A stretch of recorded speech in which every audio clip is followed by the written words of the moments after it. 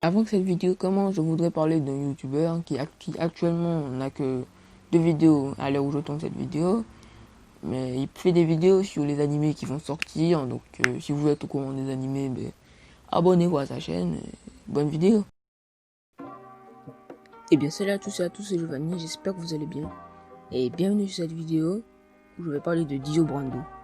Bon, alors à la place, j'ai hésité entre faire soit cette vidéo là ou soit faire une vidéo sur un animé qui vient tout juste de sortir qui s'appelle Décadence, que j'ai vu le premier épisode. Je comptais donner mon avis en faisant une vidéo juste pour ça, mais finalement je me suis dit qu'il vaut mieux faire une vidéo sur Dio Brando. Autant finir avec ça vu que j'avais déjà prévu de faire ça, donc je vais en faire. Mais bon, je donne juste un petit truc sur Décadence, c'est que selon moi je trouve que c'est l'attaque des titans ou Shingeki no Kyojin, appelez-le comme vous voulez. C'est vraiment la même chose, sauf que à la place de s'accrocher à des trucs, j'ai oublié comment on appelle ça. Ouais, j'ai oublié comment on appelle ça. C'est un truc qui s'accroche avec. À la place de ça, c'est une sorte de ballon pour voler. Et aussi, il y a un personnage là-dedans qui est à peu près comme Levi. Bon, le premier épisode seulement, donc on va pas trop parler, mais c'est que lui, il ne sourit pas. Et il est très fort pour tuer les monstres. Bref. Alors je suis là pour parler de Dio. Donc je vais parler de Dio. C'est parti. Alors, Dio Brando, parfois appelé Dio, est l'antagoniste principal de la partie 1, Phantom Blood, et de la partie 3, Stardust Outsider. C'est pour ça que je parle de lui après les hommes du pilier. Parce que c'est lui. Parce qu'il apparaît dans 2 parties. Il apparaît dans la partie 1 et la partie 3. Bon, alors déjà, pour commencer, je dis déjà que c'est l'antagoniste le plus populaire de JoJo Bizarre Adventure. Il est tellement bien que c'est lui qui a inspiré Hisoka de Hunter x Hunter. Oui, Hisoka, qui est sûrement la représentation des méchants que les gens aiment dans les mangas. Je vais prendre un exemple sur, je sais pas, Doflamingo. Il y a des gens qui l'aiment. Marco, c'est un méchant, un saleté. Mais Hisoka, il représente ces méchants-là. Ouais, parce que c'est un peu lui parmi les premiers méchants que les gens ont aimé. Bon, je suis là pour parler de Dio, encore une fois, je le répète. Bon, alors, comparé aux autres antagonistes de JoJo que j'ai parlé, celui-là, je vais raconter son histoire. Parce que c'est le plus volé. La flemme. Bon, c'est parti. En 1888, dans un accident de calèche, le père de Dio, Dario Brando, se trouvait sur le lieu dans lequel George Joestar, père de Jonathan Joestar, qui est le premier protagoniste de JoJo, ainsi que lui se trouvait sur les lieux. Par la suite, George Joestar pensera qu'il doit la vie à Dario Brando, et aura donc une dette envers lui. 12 ans plus tard, Dio, qui a eu une enfance de merde, a appris à se débrouiller seul. Sa mère, qui est morte battue par son père, il voit à ce dernier une haine sans limite, une haine infinie, quoi. Il était sa mort. Ouais, à mort, puis il l'a tué. Il a empoisonné son père. Mais juste avant de mourir, Dario donne à Dio une lettre. Il s'agit de la dette de vie que George Joestar lui doit, contenant sa dernière volonté qui est d'élever Dio comme son propre fils. Derrière cette attention se trouve en réalité un moyen pour Dio de devenir un homme riche en profitant des Joestar. Ouais, cette famille, c'est vraiment une famille de salauds, je vous le dis. Il est prêt à tout pour réussir. Son objectif, c'est toucher l'héritage de la famille Joestar. Tous les coups seront permis pour décrédibiliser. Oh, ce mot-là, je l'écris, mais il est dur. Décrédibiliser. Ouais, décrédibiliser Jonathan aux yeux de son père, ainsi que pour lui prendre tout ce qu'il possède. Malgré tout le mal que Dio a fait à Jonathan, ce dernier se trouva une petite amie nommée Irina Pendleton. Ouais, malgré tout le mal que Dio est en train de foutre de la merde dans sa vie, hein. Ouais, je vais mélanger des trucs. Jonathan trouve un moyen d'être heureux en se trouvant une petite amie. Mais Dio, c'est un salaud. Et Dio, qui a remarqué ça, il a voué le premier baiser de Jonathan à Irina. Attends, je veux vraiment dire ça. Il a volé le premier baiser. Oh, merde. Il lui a volé son premier baiser afin de détruire leur relation et de détruire Jonathan, mais ça n'a pas fait l'effet qu'il pensait. C'est-à-dire, Jonathan lui a bien pété sa gueule sous le coup de la colère. Dio enfermera Danny, le chien des Joestar, dans une boîte qui sera brûlé vivant. Oh oui, j'aimais ce chien, malgré que je l'ai vu qu'un seul petit instant. Juste après, il décide d'adopter une nouvelle stratégie, tout à l'opposé de l'ancienne. Gagner la confiance de son frère adoptif. À l'âge de 20 ans, Dio est toujours un enfoiré, et il tente d'empoisonner George Joestar, de la même façon qu'il empoisonna son propre père. Mais Jonathan, il découvre ça, et il est allé s'enseigner sur le poison, juste avant de prévenir la police pour que Dio soit arrêté. Mais son principe de vie de Dio, c'est vaincre et régner. Le pousse à utiliser le masque de pierre. Voilà, son objectif, c'est le masque de pierre que j'ai parlé dans la vidéo des hommes du pilier. ça transforme les humains en vampires. Le masque de pierre, à la base, Dio voulait l'utiliser pour tuer Jonathan, car au moment où Jonathan a pété la gueule de Dio, le sang de Dio est allé sur le masque, et après, le masque a eu des piquants, et il croyait que les piquants c'était pour tuer, donc il a voulu utiliser contre Jonathan. Mais avant, il a utilisé sur un clodo, pour voir à quoi ça ressemblait, mais le clodo, il a failli mourir quand le clodo s'est transformé. Ouais. Mais à la base, Dio, il voulait prendre le sang de Jonathan pour se transformer en vampire, mais c'est George qui a pris le coup à la place. Et du coup, Dio, il devient un vampire. Ouais. Mais Jonathan a réussi à le vaincre, enfin un peu le moins, juste pour le calmer pendant un instant. Mais après de nombreuses péripéties que j'ai la flemme d'expliquer, car je suis là pour parler de Dio, car si je parle de la rencontre de Jonathan avec le Baron Zeppeli, ça va pas raconter quelle histoire de Dio, je suis là pour raconter l'histoire de Dio. Donc je disais, après de nombreuses péripéties, Jonathan et Dio se sont encore rencontrés, mais ce coup-ci, Jonathan il maîtrise un pouvoir qui est fait pour détruire les vampires. Et Jonathan il a réussi à vaincre Dio en le décapitant. Et Dio vivra une vie heureuse avec sa femme Irina. Ouais, c'est bien fait en fait. Ouais. Ah ouais, effectivement. Pourquoi au début de la vidéo j'ai dit que c'était le méchant de la première partie et aussi de la partie 3? Ah mais c'est sûrement peut-être que Dio, il y aura un clone de Dio qui va réapparaître. Eh ben non, c'est juste que Dio il est pas mort, il débarque et il tue Jonathan. Ouais, vous n'aimez pas les fins comme ça. Ouais, j'ai failli pleurer moi. Je vous le dis, j'ai failli pleurer. Ouais, ça me fait mal. Ouais, je suis un gamin, je sais. Ouais. C'était le jour de leur mariage ou quoi, je me souviens plus trop. Ouais.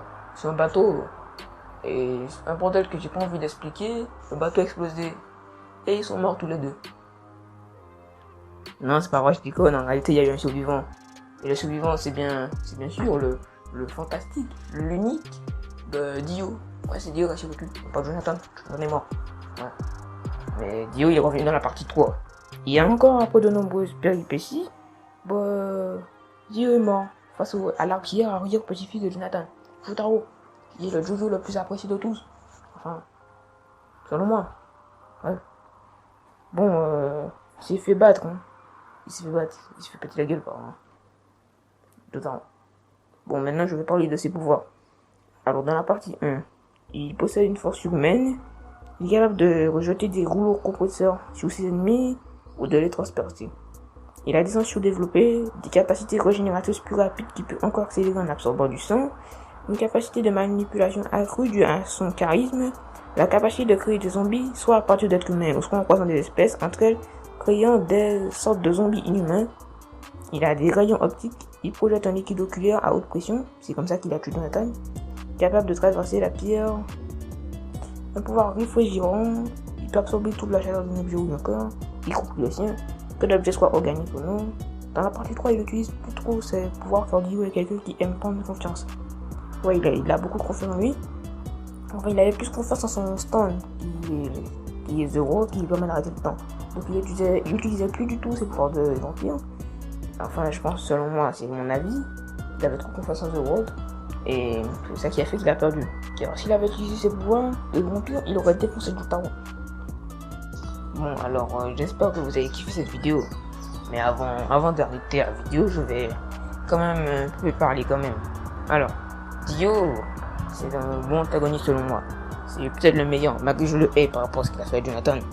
Il est tellement apprécié qu'il y a même un youtubeur qui s'appelle Dio-sama, qui a... il a fait carrément sa chaîne, il a créé sa chaîne, il s'appelle Dio-sama, je l'ai dit. Sa chaîne, c'est carrément basé sur Dio en fait. Son Discord s'appelle le monde de Dio. Ouais. Malgré c'est un méchant, il est quand même apprécié de la communauté. Et tellement qu'il est apprécié, il a inspiré Hisoka d'un Hunter. Hisoka, même moi je kiffe ce méchant de Hisoka là. Ah. Je sais pas pourquoi. Mais pourquoi le monde est comme ça en vrai? Pourquoi dans un manga il y a toujours un méchant que tout le monde aime? Je sais pas, One Piece, tout le monde aime bien Crocodile par exemple. Même Doflamingo, les gens aiment bien Doflamingo. Même si que ça peut être un gros salaud, hein. Mais qu'est-ce qu'il a fait à Korra? Non, je vais pas spoiler. Bon, même si que spoiler One Piece de nos jours, c'est pas très possible de spoiler quelqu'un sur One Piece, hein. Ou bien, un autre méchant, je prends un exemple. Itachi, tiens. Bon, Itachi c'est pas un méchant, c'est un antagoniste. Voilà. Car les antagonistes et méchants, c'est pas pareil. Hein. Méchant, c'est quand il est méchant, comme Dio, c'est un méchant, tu vois. Mais Itachi, c'est juste un antagoniste. Itachi de Naruto, pour ceux qui n'ont pas compris. Car il est pas vraiment méchant. Il est du côté des méchants, mais c'est pas un méchant lui-même. Ouais, n'empêche qu'il a sacrifié sa famille pour empêcher une guerre. Je prends un autre exemple. Bon, un autre exemple, je sais pas si lui, on va vraiment parler de méchant ou pas. Je parle de Meruem de Hunter x Hunter. Car en fait, lui, je sais, voilà, je répète, je sais pas si c'est un antagoniste ou un méchant. Car certes, quand il venait de débarquer dans la série, enfin l'anime, le manga, peu importe lequel que vous avez vu, c'est vrai qu'il a fait des actes très méchants. Il a tué des gens, il a décapité des gens. Non, pas, ouais, il les a tués, mais il s'est décapité. Et il a poignardé une enfant avec sa queue. Sa queue, c'est un pic. Bon, enfin, non, je fais que rendre les choses encore plus gênantes. C'est pas vrai, merde. Oh. Mais après, plus tard, il commençait à découvrir le monde, les humains, et il s'est dit que c'est pas tous les humains qui méritent de mourir. Donc après, il a commencé à devenir un antagoniste. Donc lui, est-ce qu'on peut parler d'un méchant ou pas? Mais lui aussi, c'est un méchant qui est apprécié dans la communauté. Ouais, c'est vrai, c'est un méchant apprécié quand même. Mais comparé aux autres méchants, hein, ils sont là que pour tuer. Lui, quand il se battait contre le président Netero, bah, au lieu de se battre, il voulait pas se battre avec le président Netero, il voulait s'asseoir, il parlait avec lui. En vrai, le président Netero, il est mort.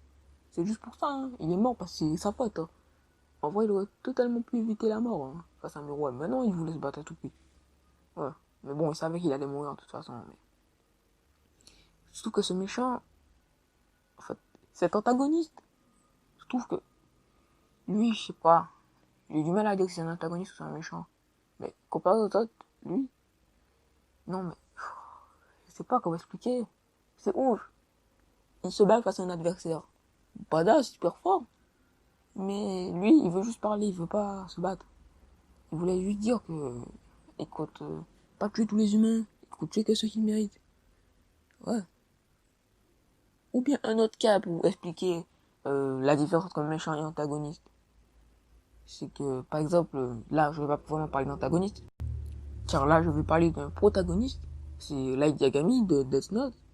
Lui, euh, lui, c'est le personnage principal. Ça veut pas dire que c'est gentil. Car lui, il est du côté des méchants, en vrai. En fait, non. Il est pas du côté des méchants, mais lui, il est pas vraiment du côté des méchants, par exemple. Elle, c'est l'antagoniste de Light Yagami. Car Light Yagami, c'est le protagoniste. Et elle, c'est l'antagoniste. Antagoniste, ça veut dire rival. Ça veut pas dire méchant. Car elle, c'est pas un méchant. Il ne veut que le bien du monde. Il essaie d'arrêter Kira, car Kira tue des gens. Kira qui est Light Yagami, pour ceux qui n'ont pas vu Death Note. Mais Death Note, voilà. C'est un bon manga. Je vais peut-être même faire une vidéo là-dessus. Mais, je vais retourner sur Kira. Kira qui est le personnage principal. Mais bon, il y a beaucoup de fangirls envers lui. Hein. Ouais. Pourtant, je vois pas qu'est-ce qu'il y a de fan. Je sais pas qu'est-ce qu'il y a de fangirler ce mec. Je sais pas si je vais inventer ce mot. Mais, au départ, c'est un mec gentil. Ouais, mais on a dit que le Death Note, le cahier qui, quand il écrit le nom de quelqu'un là-dessus, il meurt. Mais on aurait dit que ce cahier, ça l'a rendu méchant. Car à un moment donné, dans le manga ou l'anime, il avait perdu le Death Note, donc il a perdu la mémoire de tout ce qu'il avait fait le Death Note. Donc selon lui, il avait jamais le Death Note. Donc à la place, ils ont fait... Elle l'a recruté pour arrêter Kira. Mais elle avait fait un plan pour dire de faire semblant d'être avec une fille, juste pour la faire du crime, faire semblant d'être avec une fille. Bon, pour la faire. Elle l'a recruté pour régler une affaire avec Kira. Car on n'avait pas encore trop découvert que c'était lui, Kira. Et il a dit de faire semblant d'être avec une fille. Et il a dit, là il t'a dit que il trouve ça ignoble de faire semblant d'aimer quelqu'un juste pour réussir ses affaires. Ben justement, le mec il dit ça alors que c'est ça qu'il a fait quand il avait le Death Note. Car la fille elle-même elle a un Death Note, elle aussi. Et il a fait semblant d'être sa petite amie juste pour réussir ses affaires. Donc on a dit que Jean, là il était quelqu'un de bien mais le Death Note a rendu méchant. je crois pas. Je fais cette vidéo juste pour parler de Dio Brando, mais je me mets à parler de Meruem et de Death Note, et même Itachi. Ouais, bon. Je pense que cette vidéo est un peu partie en couille là, hein. Donc j'arrête. J'espère que vous avez kiffé la vidéo. Si c'est le cas, lâchez un like. Et ciao!